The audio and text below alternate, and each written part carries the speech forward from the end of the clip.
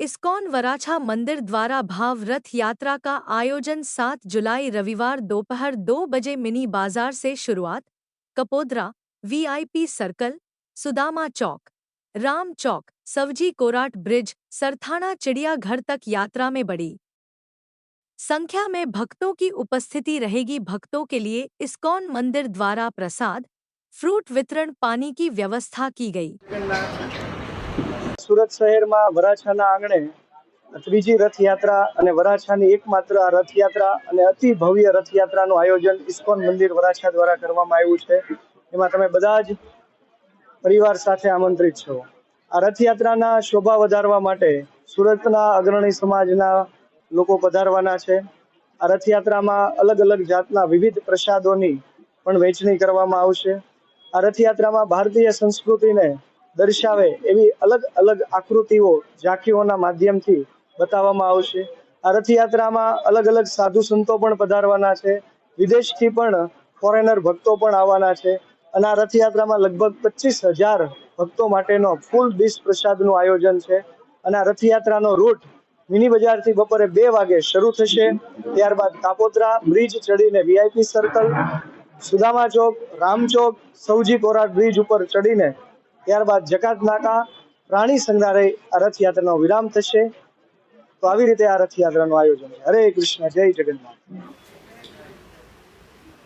આજની આગામી રથયાત્રા અનુસંધાને રાખવામાં આવેલ મીટિંગમાં ઉપસ્થિત રથયાત્રાના કમિટીના હોદ્દેદારશ્રીઓ તથા ભક્તગણ તથા ડીસીપી તથા ઝોન 1ના પોલીસ ઇન્સ્પેક્ટર શ્રી વરાછા, કાપોદ્રા, સરથાણા, સારોલી, પૂણા આ મીટિંગમાં મહેરબાન કમિશનર સાહેબ અને સેક્ટર 1 સાહેબ તથા ડીસીપી સાહેબ પણ પધારનાર હતા, પરંતુ ગુજરાત રાજ્ય ડીજીપી સાહેબની એક અગત્યની વિડીયો કોન્ફરન્સિંગની મીટિંગ હાલ ચાલુ હોય રથયાત્રા અનુસંધાને, જેથી તેઓ ત્યાં વ્યસ્ત હોય એ લોકો આવી શકેલ નથી, પરંતુ તેઓએ પણ આ રથયાત્રા અનુસંધાને તેઓની શુભેચ્છા અને જરૂરી સૂચનાઓ અત્રે પાઠવેલ છે ને અમારે પણ તુરંત જ અત્યારે બીજી એક મિટિંગ સીપી સાહેબની કચેરીએ રાખેલ, અમે પણ પતાવીને નીકળવા માગીએ છીએ, એટલા માટે જ આપણે વચમાં થોડા ઇન્ટરપ્ટ કરવા પડે અમારે। ગયા વર્ષે પણ આપણે આ રથયાત્રાની એક મિટિંગ લીધેલી। આ રથયાત્રા ત્રીજા વર્ષની રથયાત્રા છે અને રથયાત્રાનું જે રૂટ છે એ અલગ અલગ 4 પોલીસ સ્ટેશનમાં વિભાજિત થાય છે।